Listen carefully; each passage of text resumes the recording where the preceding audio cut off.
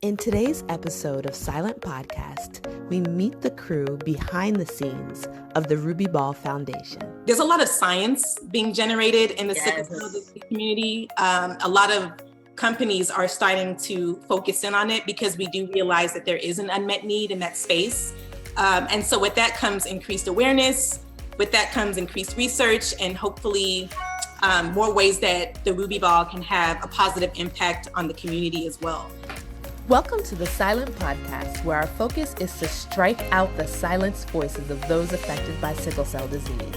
We believe that by creating a platform to talk about real-life situations through the lens of sickle cell, we can change the stigma one voice at a time.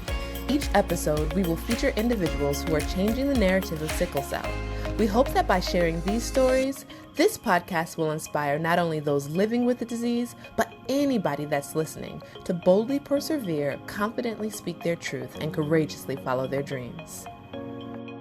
Welcome back to another episode of the Silent Podcast. I'm Christina Lachelle. And I'm Ijeoma. And we know it's been a long time. We have missed you, and I'm sure you've missed us. But we're happy to be back and celebrating a new year. So Happy New Year, everybody. As Christina said, it has been a while since we recorded an episode of the Ruby Ball podcast, Silence. But we are excited about the episode that we have for y'all today.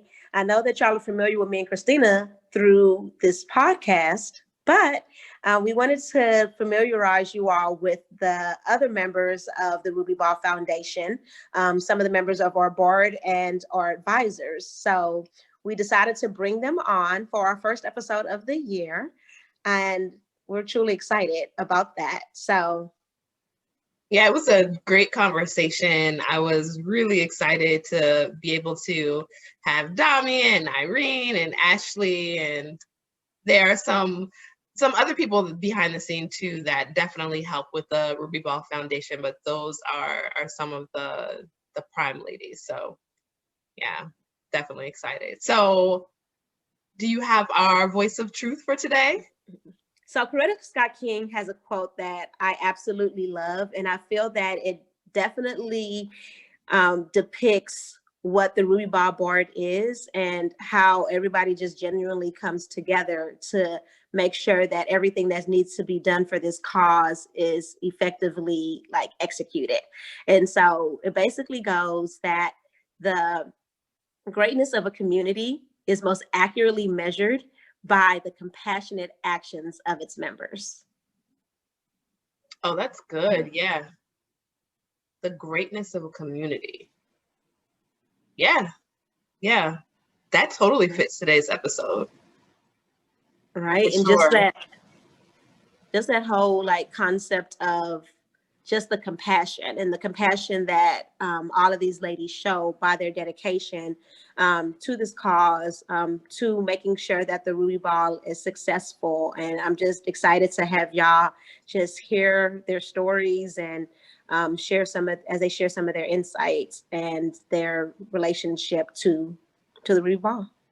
Yeah, for sure. It was a great conversation, and I'm so glad that a lot of times there are people that are behind the scenes and people don't know that they're, running the show, and they have so much input into how things go well. So I'm glad that we just got an opportunity to pause and let everyone meet the ladies of the Ruby Ball board and advisory committee. So Christina, what was your favorite part of the podcast? Or this episode? Yeah, so I think that my favorite part of this episode was hearing everyone's hopes and dreams for the Ruby Ball in 2021 and beyond, and how we can go and where we will go from here. So it was exciting to be able to hear from the ladies and also share my thoughts as well, because I'm really excited about 2021 for sure. What about you? I guess my highlights would just being able to hear how the ladies felt about our first gala.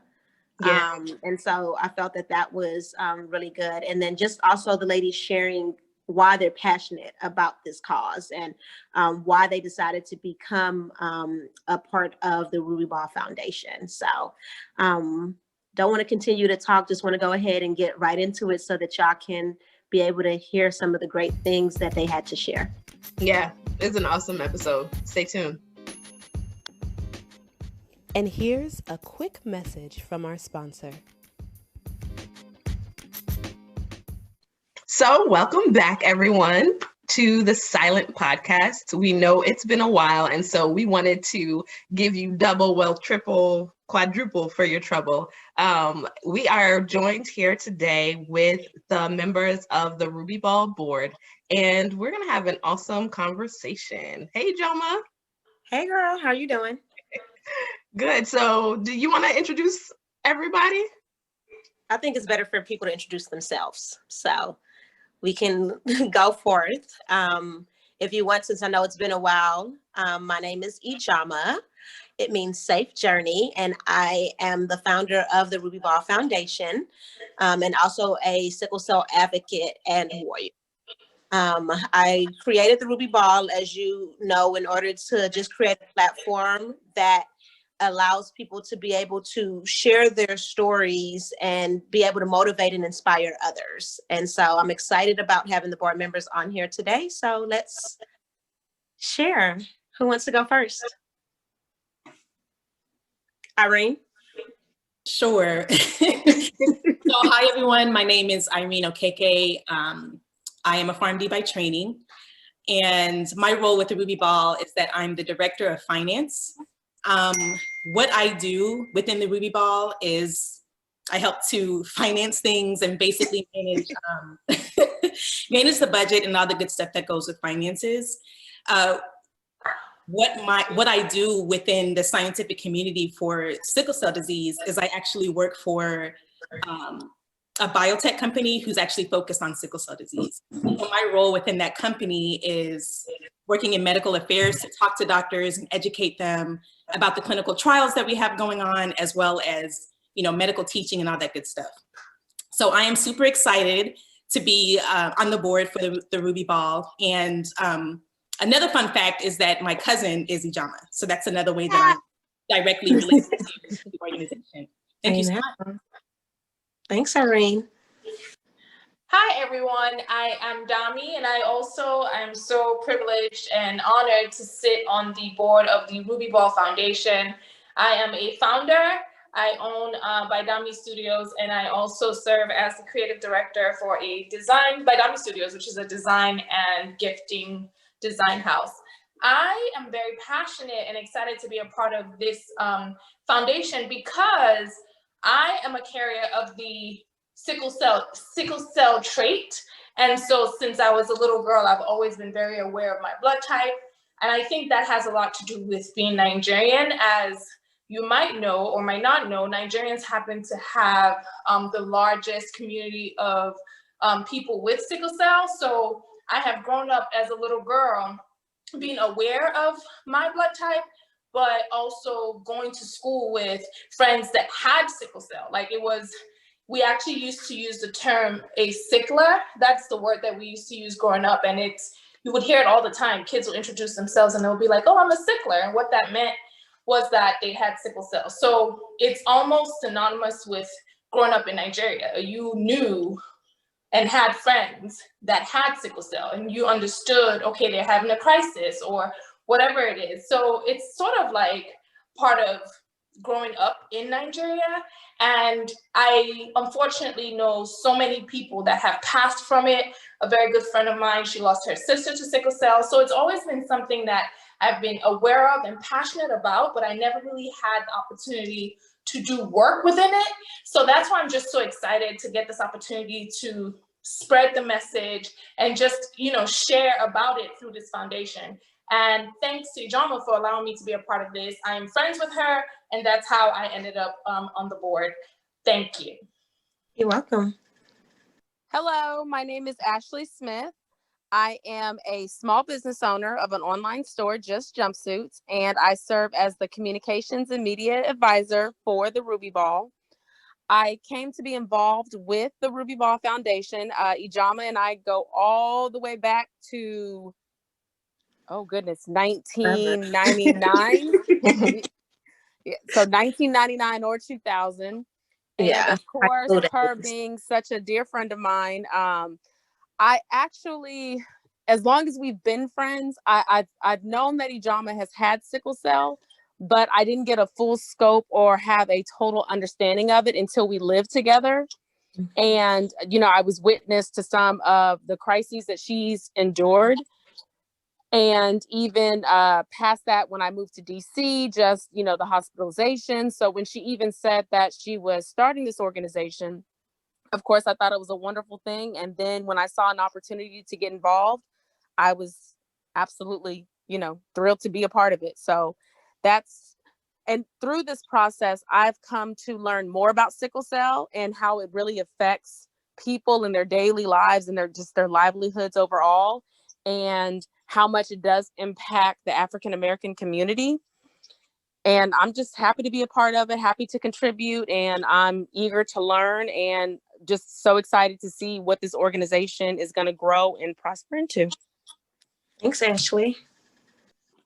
Okay, and I guess I'll go. Hi, everyone. I'm Christina Lachelle, and you've heard my story about sickle cell, but just as a bit of a reminder, the way that I'm connected with sickle cell is that I grew up with a sister who had sickle cell anemia, and through that, I experienced what turmoil sickle cell can bring into a person's life. And it wasn't until I was in my 20s that I learned that I actually have the trait. The first time that I was tested, I tested negative for sickle cell trait. So it's definitely something interesting.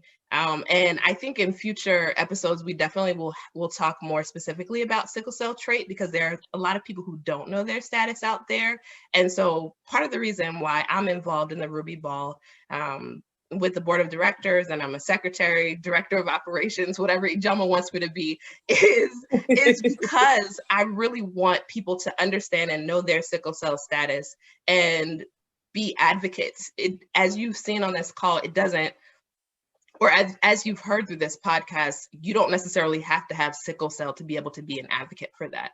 And one more thing I do want to point out is the reason why I passed the mic to Ijeoma in the first place is, as you can see, all lines connect to Ijeoma. She is the reason why we're here, and why this podcast and why the Ruby Ball exists. So sending it back to you, girl. No, I appreciate you, and I appreciate every single one of y'all for your contribution of your time, efforts, money, everything that you've done to help us to continue to move forth this effort. And I just also want to shout out the ladies that live in the Houston area or currently in the Houston area, Dami, Ashley, and Irene, because they were the legs and everything behind the blood drive that we had in September for Sickle Cell Awareness Month. There's no way we could have been able to do it without them. So when they say it takes a village, it truly does take a village. And so I'm truly appreciative of them, because when I first started the Ruby Ball, I literally did everything by myself from Gabon and from Africa in terms of trying to like get the gala together and everything. And so knowing that I had the support system, everybody's like, Ijeoma, like, what can we do to help? Like, how can we be a part of this cause in order to help it become something even greater? It's greatly appreciated. So Christina's saying like she's been there since day one to motivate me to keep pushing and doing this. So I can't thank these ladies enough. So thank you all. Yeah. So speaking of the Ruby Ball, for those of you who had a chance to go there, what were your highlights when you went to the Ruby Ball Gala when we had it in 2018 in Baltimore? I'd like to go first. I think I have two major highlights. One was when Dr. Ife was speaking and like she brought those visuals, and it was truly, it felt like an education session.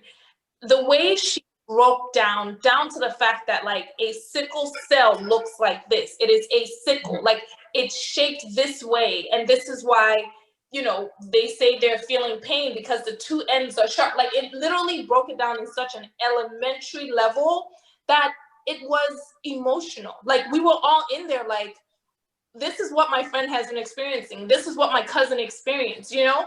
And her just sharing the story about who she was working with on the research, and his story about how he had all these siblings, and all of them had passed. And her waking up one day, they spoke the night before, finding out that he also passed from the disease, and just finding out that, like, that's one of the things that has really pushed her.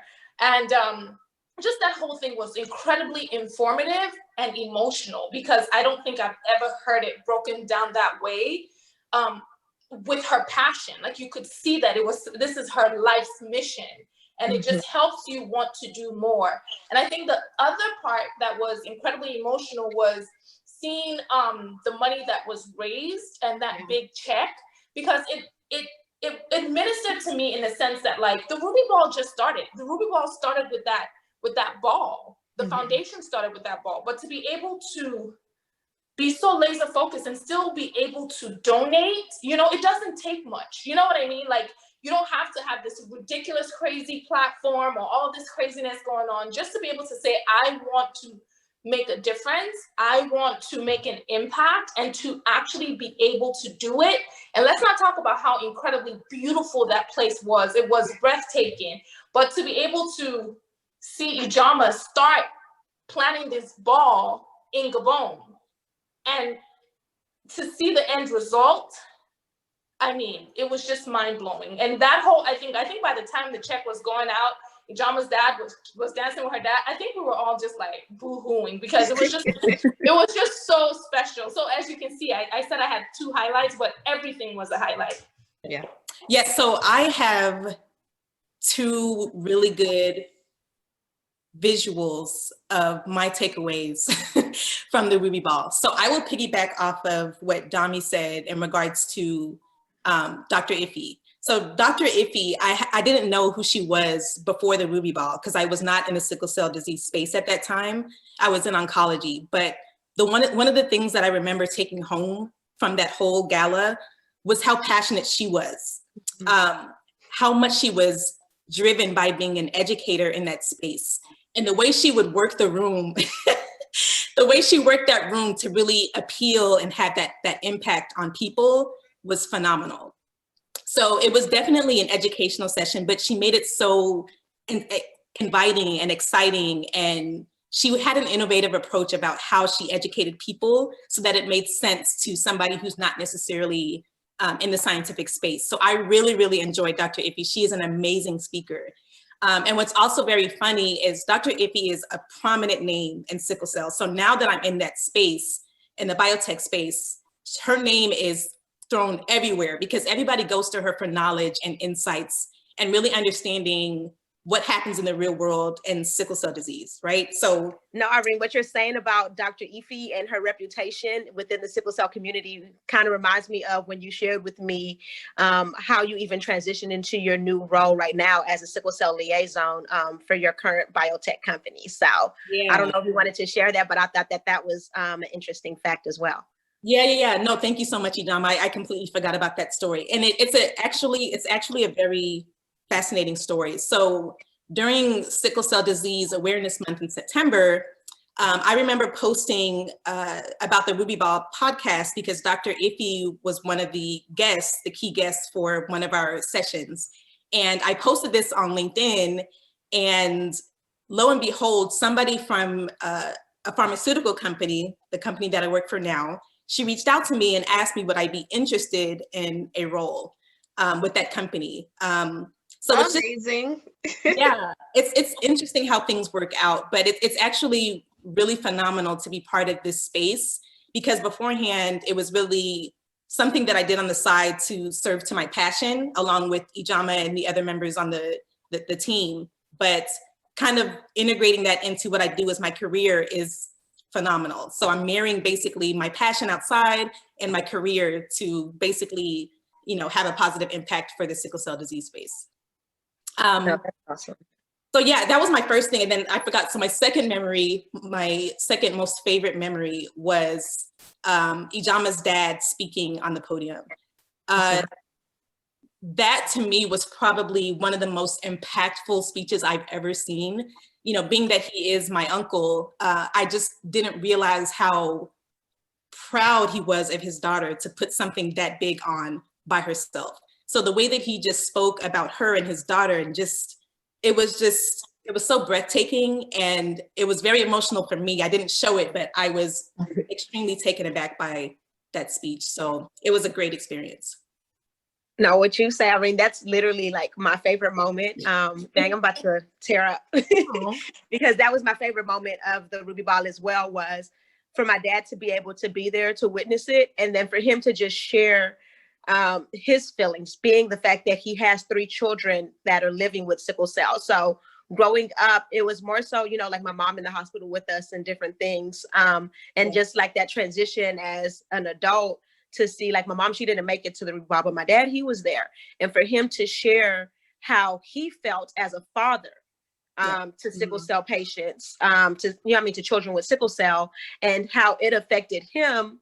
And that was something that like touched me, like, because I didn't really know, like, because men are always like show this like level of strength. And so that emotion for him to share like the pain that he felt seeing us in pain, and then also for him to share how proud he was about the Ruby Ball, and like him pushing me to be like, no, this can't be the end of it, right? Like, you have to like keep this going beyond this one event.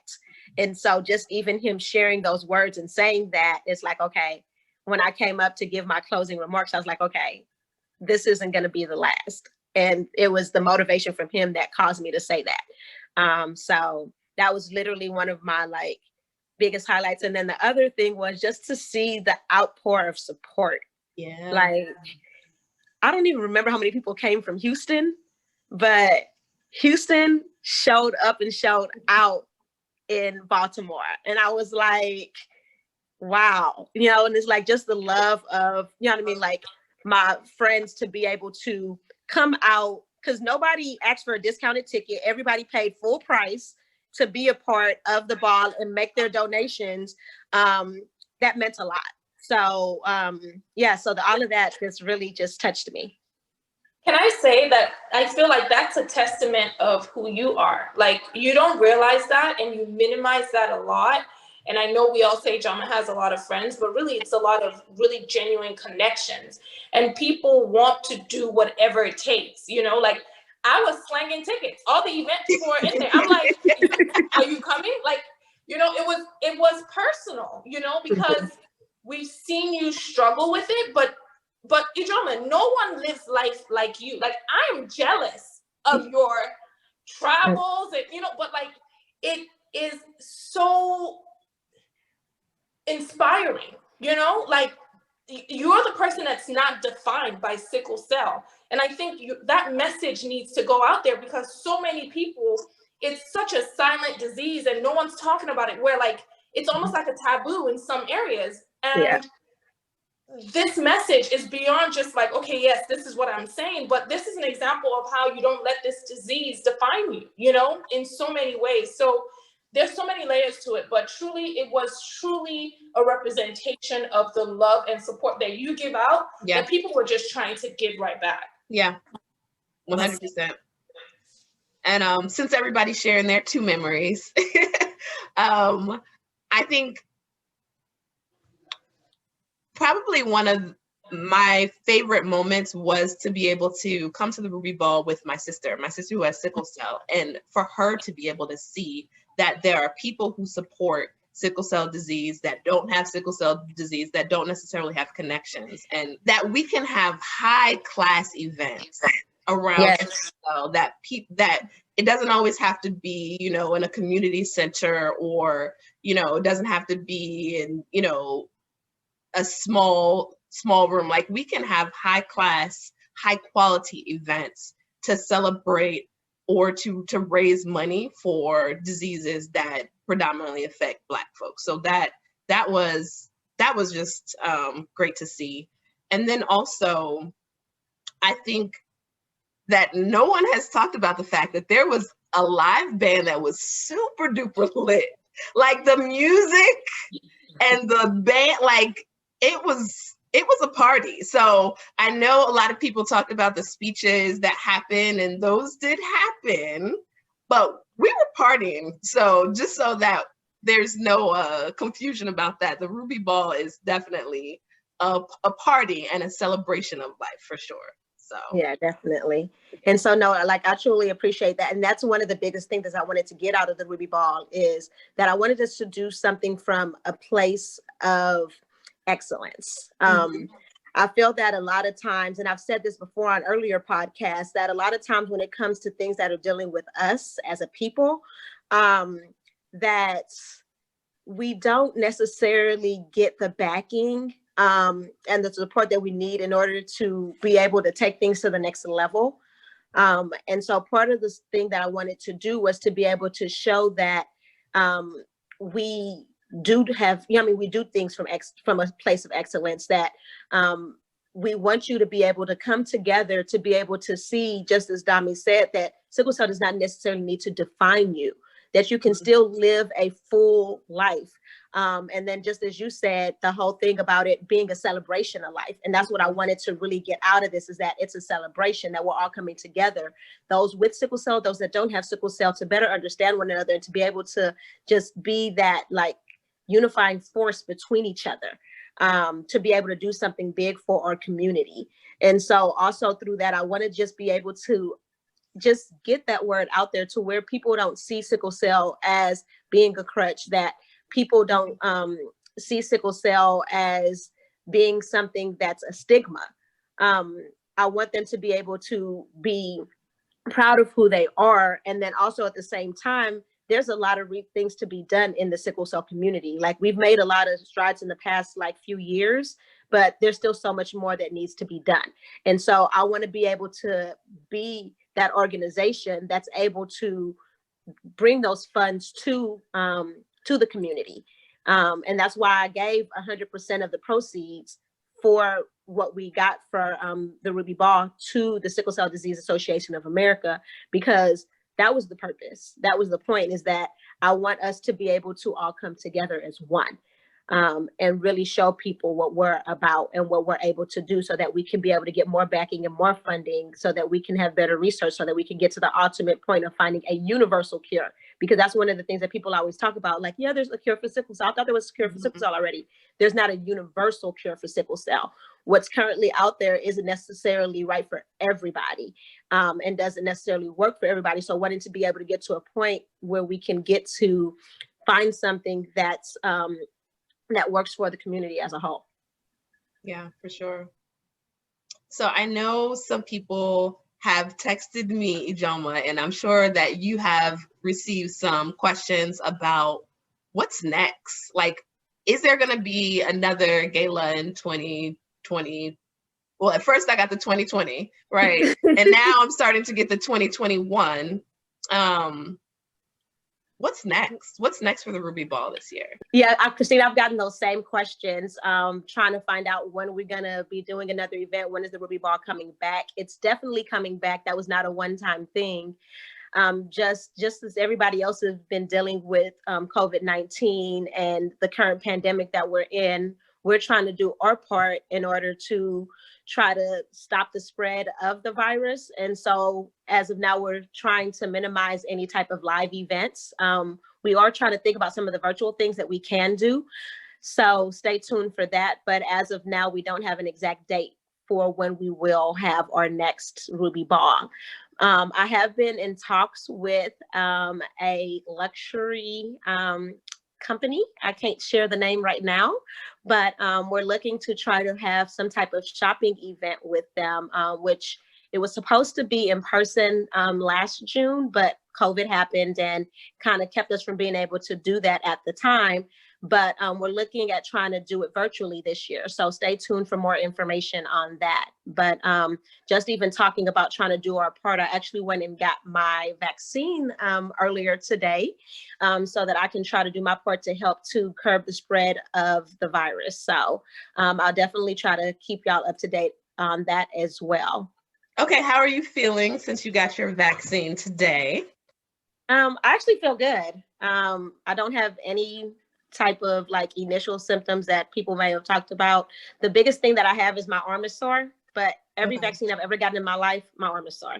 So it's no different with this, but I am excited to be able to just join the rest of those that have move forward in getting this vaccine so that we can get to the point of some type of herd immunity so that we can try to get back to some level of normalcy.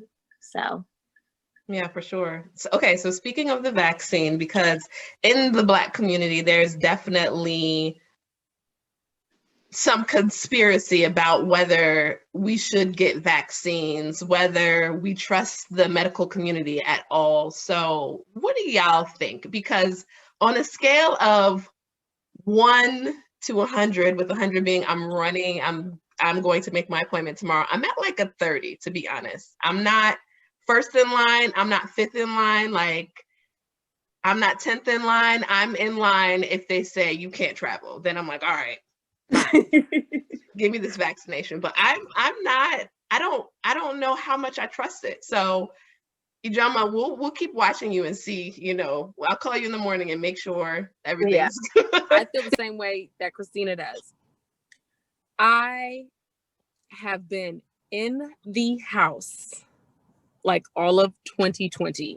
And now even starting 2021, I can't even imagine going through 2020, or I can't imagine going through 2021 like I did for 2020.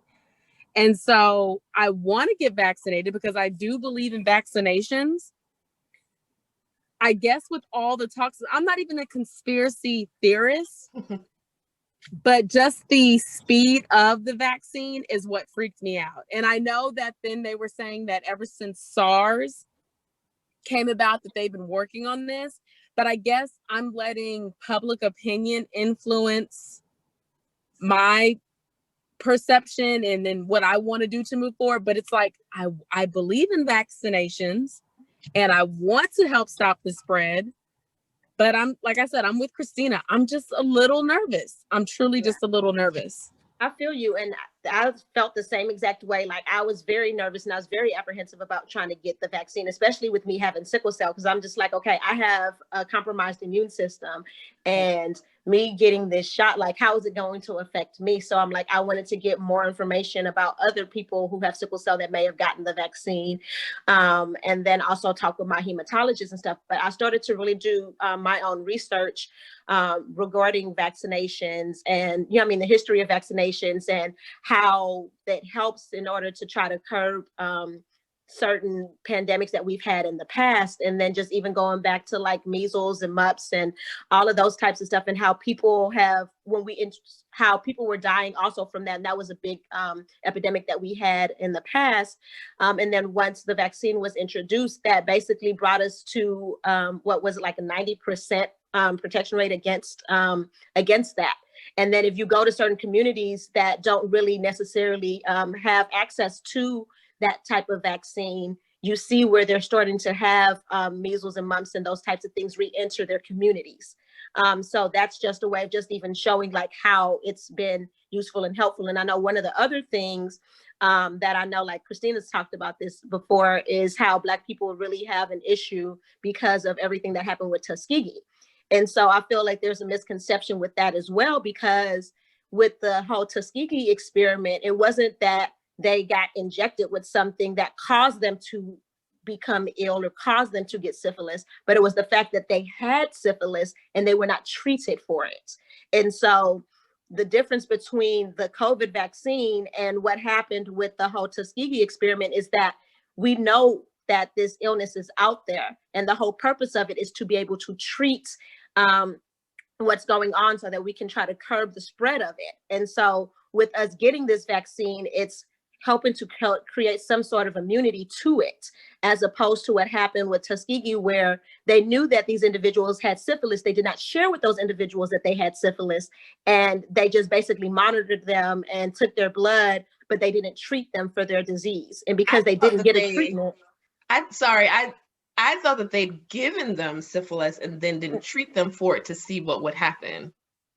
No, the issue was that some of them came in, they didn't have it. Some of them came in, they had it. They did not let them know that they had syphilis when they entered in. And that was the issue or whatever, that they didn't know that they had it. And so with them taking their blood and them doing certain things, that's where people felt that they may have given it to them, but they had different people that had come in there with with different issues that they were dealing with. And because it wasn't treated, that's why they ended up dying. So it was about the treatment of it. And see, I just learned something else tonight because I had no idea. I was on the same page as Christina again, just thinking that they injected them with it and then just wanted to kind of sit back and see how it did affect them. So again, another misconception and how we just are sometimes just influenced by public opinion and what we see in the media and what we see, especially with social media, what we see people talking about and trending online. Yeah. And so that's why it's good to always do your own research and, like find out what's going on. Because even when I went to go get my vaccine today, like I went online, I was looking at some stuff because I'd already been doing research because I had a number of friends that are in the medical community that's already gotten the vaccine, and they've been sharing like their experiences and stuff. And they haven't really been having any real symptoms outside of, again, like I said, the arm soreness, like what I have. And so with them sharing that, and then also with me talking to my hematologist, I felt more comfortable about it. And I also did my own research. But today, randomly, I went online, and the first thing that popped up was the vaccine or whatever, the COVID vaccine and infertility, right?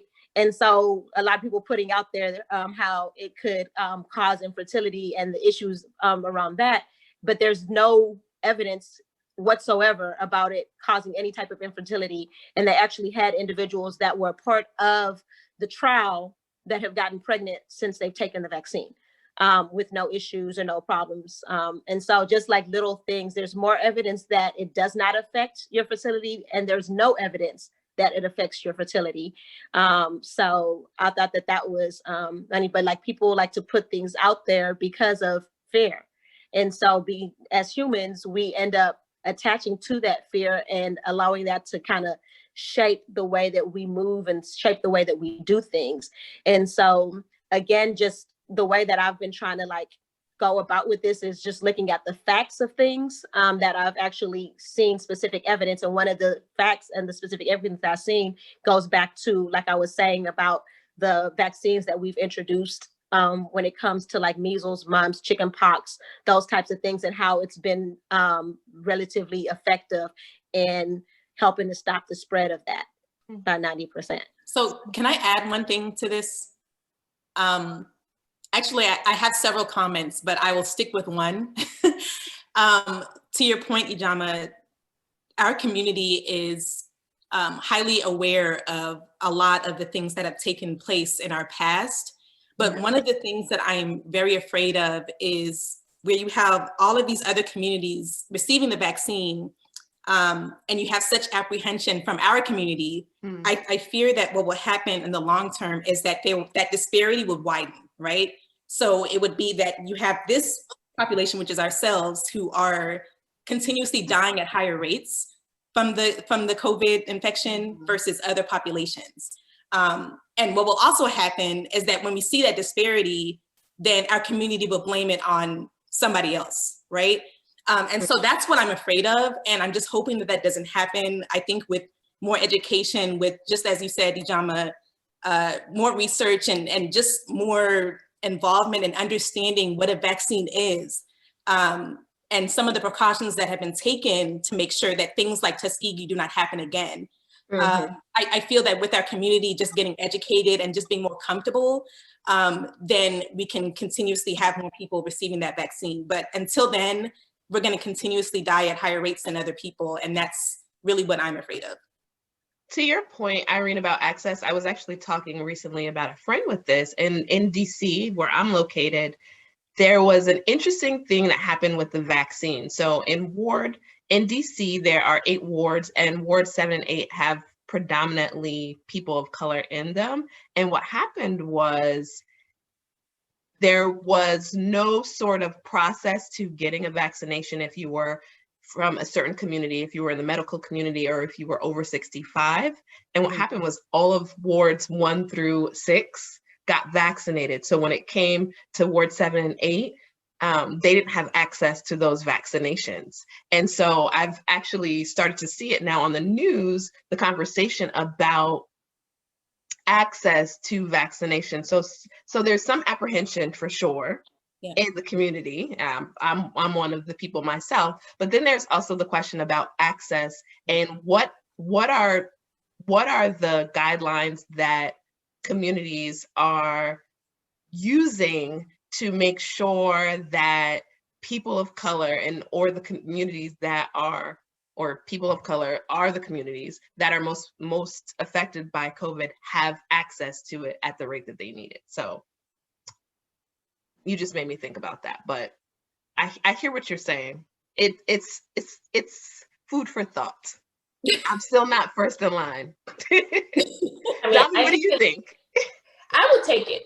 I don't have a problem with that. I would take it, but I'm worried and concerned about them having children take it, because as of last year, kids could not go to school if they were not fully vaccinated. If you could not come in and say you had all your shots, you know how parents try to delay shots and all of that?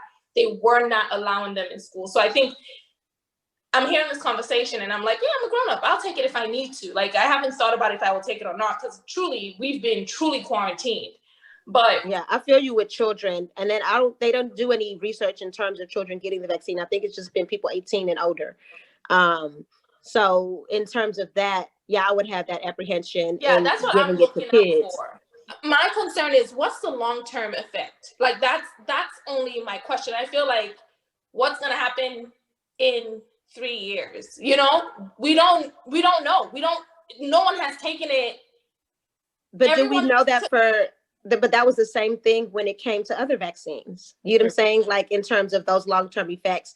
And so it's just like, at the end of the day, the biggest thing is, where are we now? You know what I'm saying? And so when I look at it, it's more so the benefits versus the cost. And I feel that the benefits outweigh the cost at this point where we're at right now. So that's basically where I'm at with it. And so just one more thing with that. So that just made me think about the benefit versus the risk, right?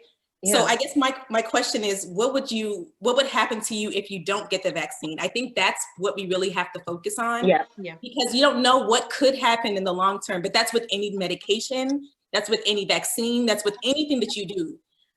You don't know what's going to happen in the long term, but you know what could happen if you got COVID, the COVID infection. So for some people, it's death, or it's long-term effects that we don't know what they are yet, you know? So I just want people to kind of think about it that way. What will happen if you do not get the vaccine? Yeah, and that's a great way to put it, Irene. When you say, like, okay, what are the long-term effects? But what are the long-term effects if you don't get it? What's the long-term effects for society? You know what I mean? For the world, if we have for your family, you know what I mean? For you as an individual, if you do not get the vaccine, as we've seen so many people pass, we've had over 400,000 people within the United States alone pass away from COVID-19. And so I don't want to have to even think about getting to that point. So right now, I've been blessed not to have contracted COVID-19. And so I want to remain that way. And so I don't want to see how COVID-19 is going to affect me. So because I don't want to get to that point, I'm going to go ahead and take the vaccine, which I did. Okay, so as we're moving through 2021, before we started recording, I was talking about how I was just excited about 2021, because I think that in 2020, we, both as an organization and just as people in general, we were just surviving. We were just like, okay, let's make it through 2020. But I really feel in my soul that 2021 is a year that we thrive, regardless of our environment that we're in, regardless of whether we're still in a pandemic. I think that we now have resources and we have been in this space enough to really maximize where we are. And so I want to know what y'all are excited about. Like, what are your hopes and dreams for the Ruby Ball? I think both this year and just in general. Yeah. So I would say, like, I wouldn't even necessarily say that 2020 was a full wash, because I still feel like 2020 was a year of growth and reflection, right? Oh, yeah. For a lot of us. And so I felt that 2020 allowed us to really be able to better understand ourselves and really take a step back to see some of the things that we weren't paying attention to, whether it be in our own lives individually or in the world itself. So I feel like as we move into 2021, just taking that insight that we received and using it to do greatness, to do even better things. And so some of the things that I'm excited about this year is, again, like we said earlier, taking the Ruby Ball to the next level, really getting out there and trying to see what we can do for the community, asking the community, what can we do for you, right? And so it's like, not even us just putting out different events, but what are the types of things that y'all want to see? And so that's one of the things that I really want to do, is to reach back into the community and see what they want from us. So I feel like that's a big thing. I'm excited about trying to do some more educational stuff and really get out there to share information, because I know like there's been a number of people that reached out to me saying like, I did not know that you had sickle cell, and sharing that they had family members, friends that also had that illness, and they wanted to learn more. I've had people that's reached out to me because they have godchildren that were recently born last year. They have godchildren that were recently born last year that have sickle cell, and then also that have their own children that have sickle cell the previous year. And so just reaching out, trying to like learn more and see like what are some of the things that they can do. So I want us to be able to be a resource. And so I'm looking for us to be able to do more informative like panels, things to be able to share things like how Dami was saying with Dr. Ife, how she explained them in a way that people that have no earthly idea what sickle cell is, that they can better understand it. And then also do it in a fun, like interactive way to where people don't feel bored and are not like, oh, I don't want to sit on an informational. So just trying to find things for us to do in that light. I'd like to share as the business advisor on the board. I honestly, I'm so excited for, like Christina said, us thriving in this season, because I feel like we now can have a greater reach compared to saying, you know, fly down to this location, we're having a ball. I think this is an opportunity to tell people, hey, we have this Ruby Ball and you can be anywhere in the world and you can donate, you can make a difference. So I'm excited for the things that we have. I believe that this is the year that we're gonna bring out some dope merch. We're gonna think of really innovative ways to get the word Irene out there. shirt, Irene, show your shirt. Oh. Okay, Ruby Ball. If you're watching this on YouTube, you can see Irene's shirt. But I just really feel like we have such a great opportunity right now in this season of us being home. We're staying home to stay safe, that we can really take advantage of all of the amazing opportunities to do virtual events. We can have a virtual fundraiser. We can have Dr. Ife still be our speaker if we ever chose to, and she can reach more people in real time digitally. We can do so much. So we're excited because we're going to come together and really think of ways to create impact. And if you're listening right now, go to our site, therubyball.org, make a donation right now. Like, there's so much that you can do, but start with that donation right now, therubyball.org. Thank you. Appreciate you, business advisor. And I'm even on the same page, just even going off of even just what Dami said, and then even just Ijeoma, what you shared also. Of course, the pandemic being so horrific and so terrible, but for me, it didn't define my year. Like, it absolutely changed a lot for me, but it didn't define my year. It was very much a year of revelation for me. Amen. I mean, it had me just involved in reading more into so many things affecting this world, because I mean, not to just get too deep into other subjects, but we, of course, everybody watching the news, we see what's going on amongst the African-American community. And then me being a mother of a Black son, that, you know, of course, I took a huge interest in what was happening to our Black men, you know? And so, again, I'm just kind of with you two ladies also just saying that it wasn't a total wash. It just opened my eyes up. It, you know, allowed me to get involved with the Ruby Ball. It allowed me to get involved with the Texas Innocent Project. You know, it allowed me to really start contributing financially to all these organizations that are out there that are for the upliftment and betterment of the African American community. It's allowed me to be just, again, another eye opener to how many African Americans are below middle class, and how, you know, just so many things. So it wasn't a total wash.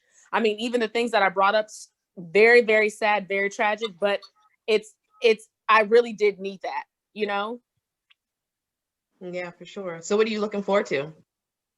I'm looking forward to, so I wasn't able to attend the Ruby Ball in DC, but I'm looking forward to just like everything just progressing and getting better, and just things on the up and up, and just getting more involved with my community and with organizations. And like I said, especially for the Ruby Ball specifically, I'm looking forward to attending the Ruby Ball. I'm looking forward to learning more about sickle cell. I'm looking forward to contributing more to this organization. Thanks, Ash. Awesome. I think, to Dami's point about having the greater reach, I'm excited and looking forward to really maximizing this space, this virtual space, and really reaching a lot of people and building the Ruby Ball brand even in greater than it is now, so that when we do get back in person and we're ready to party, that is going to be a party of a lifetime.